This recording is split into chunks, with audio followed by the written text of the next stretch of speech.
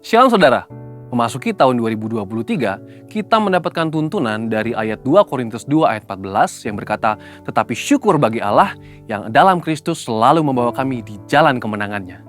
Dengan perantaraan kami, Ia menyebarkan keharuman pengenalan akan Dia di mana-mana."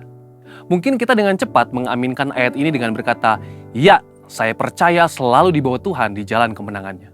Tetapi apakah jalan kemenangan yang dimaksud oleh ayat ini? Apakah kemenangan di sini diartikan sebagai berkat materi? Mari kita simak penjelasan dari ayat tersebut yang syarat dengan makna dan perenungan yang dalam tentang tujuan hidup orang Kristen dalam edisi Voice of Pentecost kali ini dengan tema Jalan Salib, Jalan Kemenangan.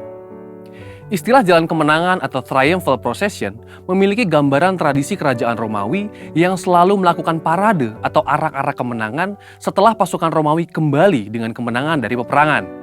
Biasanya, setelah mereka menang perang, sang jenderal akan kembali ke kota Roma dengan gegap gempita dan sorak-sorai, disertai dengan iringan tahanan perang yang nanti akan dihukum mati di kota Roma atau dijadikan budak.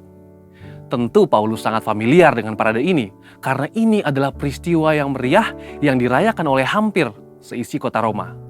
Ketika kita mengerti latar belakang ini, maka sungguh sangat mencengangkan. Paulus berusaha menjelaskan bahwa dia bukanlah sang jenderal perang tersebut atau komandan perang yang berjalan bersama dengan bangga. Tetapi Paulus adalah tawanan perang itu sendiri. Paulus menggambarkan dirinya sebagai tawanan perang yang diarak menuju kematiannya sebagai martir demi menyebarkan aroma Injil kemanapun dia pergi. Coba perhatikan beberapa ayat yang Paulus tulis mengenai pelayanannya. Dalam 1 Korintus 4 ayat 19 dikatakan, "Sebab menurut pendapatku, Allah memberikan kepada kami, para rasul, tempat yang paling rendah, sama seperti orang-orang yang telah dijatuhi hukuman mati. Sebab kami telah menjadi tontonan bagi dunia, bagi malaikat-malaikat, dan bagi manusia." Lalu di dalam 2 Korintus 1 ayat 9 dikatakan, "Bahkan kami merasa seolah-olah kami telah dijatuhi hukuman mati. Tetapi hal itu terjadi supaya kami jangan menaruh kepercayaan pada diri kami sendiri, tetapi hanya kepada Allah yang membangkitkan orang-orang mati." Juga dalam 2 Korintus 4 ayat 10 dikatakan, "Kami senantiasa membawa kematian Yesus di dalam tubuh kami, supaya kehidupan Yesus juga menjadi nyata di dalam tubuh kami." Bagaimana kita bisa memahami ayat-ayat yang keras seperti ini? Sesungguhnya, Paulus sedang mengajarkan bahwa jalan kemenangan di dalam kehidupan orang percaya adalah jalan salib. Orang-orang yang mengerti bahwa mengikuti Yesus itu ada harga yang harus dibayar. Dan Yesus sudah memberikan yang terbaik, yaitu nyawanya sendiri, sehingga sudah sepatutnya kita hidup bagi Kristus.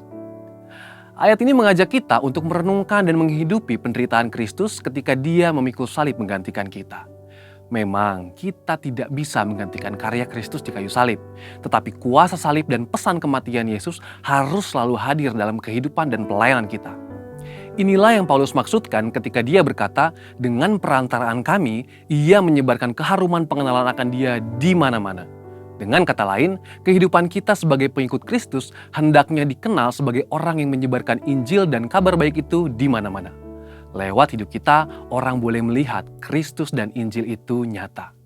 Paulus pun sudah berbicara di dalam 1 Korintus 1 ayat 17-18, "Sebab Kristus mengutus aku bukan untuk membaptis, tetapi untuk memberitakan Injil. Dan itu pun bukan dengan hikmat perkataan, supaya salib Kristus jangan menjadi sia-sia. Sebab pemberitaan tentang salib memang adalah kebodohan bagi mereka yang akan binasa. Tetapi bagi kita yang diselamatkan, pemberitaan itu adalah kekuatan Allah." Dari semua penjelasan ini, kita dapat mengambil kesimpulan bahwa kehidupan yang kita jalani sebagai pengikut Kristus, baik itu dalam keadaan suka maupun duka, baik itu dalam keadaan diberkati atau dalam pergumulan, semuanya dapat digunakan sebagai kesaksian bagaimana Kristus bekerja di dalam dan melalui kita. Melalui keadaan baik, sukacita dan berkat-berkat yang kita terima dari Tuhan, itu menjadi kesaksian bagaimana Tuhan mengasihi dan memberkati kita. Namun melalui jalan salib yang kita jalani, perjalanan itu menjadi kesaksian bagaimana Kristus setia menjaga, merawat, membela, dan memberi kekuatan serta kemenangan bagi kita. Kehidupan kita sebagai pengikut Kristus dalam menempuh jalan salib itu menjadi bukti akan penyertaan Kristus dan menjadi bukti bahwa mengikut Kristus adalah jalan kemenangan. Saudara, untuk penjelasan lebih lanjut dari tim teologi kami, silakan buka link yang ada di atas atau scan QR code yang tersedia. Mari kita bangkit, jadilah pemenang.